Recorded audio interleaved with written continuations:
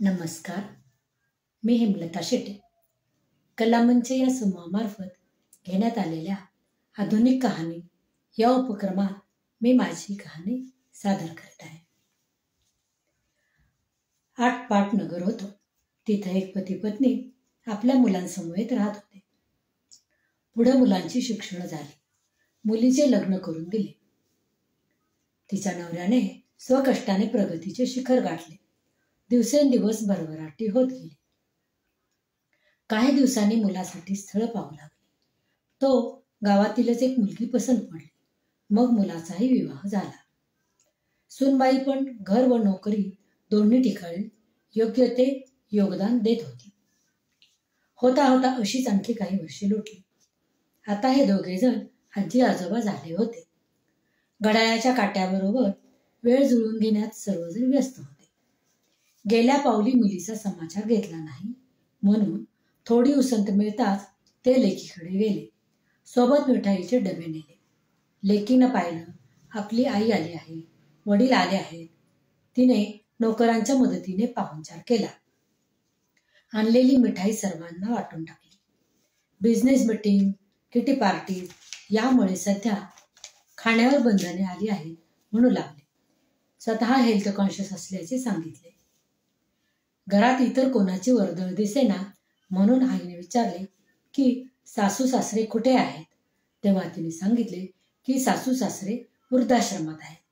जातेवेळी आजारी सासूबाई नाराज होत्या, पण त्यांच्या खोकल्याचा आवाज हिला आवडत नव्हता. आमच्या संसारात त्यांची लुडबुड कशाला असा हिचा सूर होता. हे ऐकून आईबाप मनात कष्टी झाले. आपणच कुठेतरी चुकलो असे त्यांना वाटत राहिले. नाराज होऊन ते लगेचच आपल्या घरी निघून आले. घरी आल्यावर सुनेची परीक्षा घ्यायची त्यांनी ठरवले. लवकरच आम्ही दोघेजण वृद्धाश्रमात राहायला जाणार आहे असे सुनेला सांगितले. सून काळजीत पडली. ती विचारू लागली, सासूबाई सासूबाई माझे काय चुकले? मी तर तुमच्या हाताखाली तयार होत आहे. तुम्ही नसाल तर तुमच्या नातवंडांना गोष्टी रूपाने रामायण महाभारत कोण शिकवणार? शिवरायांच्या शौर्य कथा कोण सांगणार? आजी आजोबांना नाना नानी दिवशी शाळेत बोलवतात तेव्हा काय करू? माझे वर्क फ्रॉम होम असले तरी मी अगदीच जेव्हा बिझी असेल तेव्हा छोटूकडे कोण बघणार? शिवाय तिथे वृद्धाश्रमात तुमचे पथ्यपाणी, जेवणाच्या वेळा, औषधाच्या वेळा कोण सांभाळणार? मला काही तुम्ही जाताय हे पटत नाही.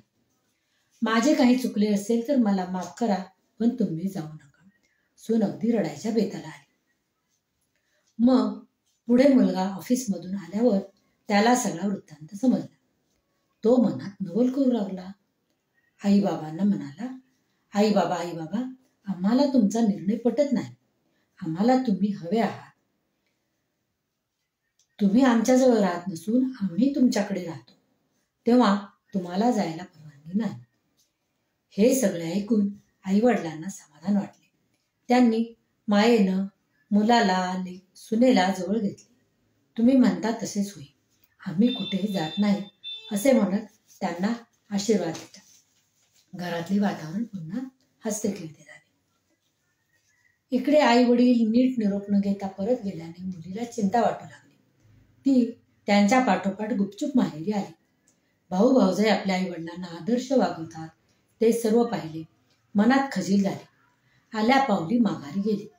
थेट वृद्धाश्रमात जाऊन स्वतःच्या सासू सासऱ्यांची मनापासून माफी मागितली.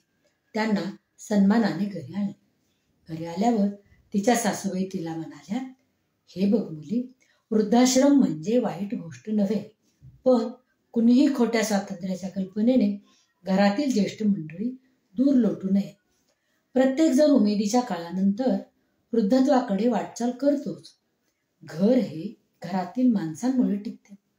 एक दुसऱ्यांचा आदर करणे, अडीअडचणीत एकमेकांना उपयोगी पडणे, एकमेकांचा आधार होणे हे गरजेचं आहे. जे मिळत नाही त्याच्याविषयी कुढत बसू नये. आनंदी राहाल तर औषधाची गोळी लागणारच नाही.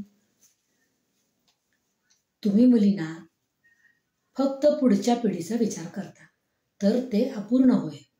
मागची पिढी या दरम्यान काहीशी परावलंबी झालेली असते. एकंदर काय तर त्यांच्याविषयीची पण कर्तव्ये तुम्हाला करावी लागतात. कारण तुमचे वागणे बघतच तुमची मुलं मोठी होत असतात. ते तुमचे अनुकरण करतात. पुढे सासू सासऱ्यांनी तिला क्षमा केली. त्याही घरात आनंदी वातावरण निर्माण झाले. सगळेजण गुण्यागोविंदाने राहू लागले. तर बदलत्या जीवनशैलीमुळे, व्यस्त दिनक्रमामुळे, वेगवान जगामुळे, आधुनिक तंत्रज्ञानामुळे आपण नेहमीच 2 पिढीतील अंतर असं म्हणत बसतो. पण हे अंतर कमी कसे करायचे तर ते दोन्ही पिढींच्या हातात आहे. उगाच नव्या पिढीला नावं ठेवू नयेत. त्यांचेही आव्हानं, ताणतणाव यांचा विचार आपण ज्येष्ठांनी करावा. तरच सर्वजण सुखी होऊ. हा बोध ही कहाणी वाचणाऱ्यांना मिळतो. दररोज एकदा किंवा मन कधी उद्विग्न झाले तर या कहाणीचे पठण करावे.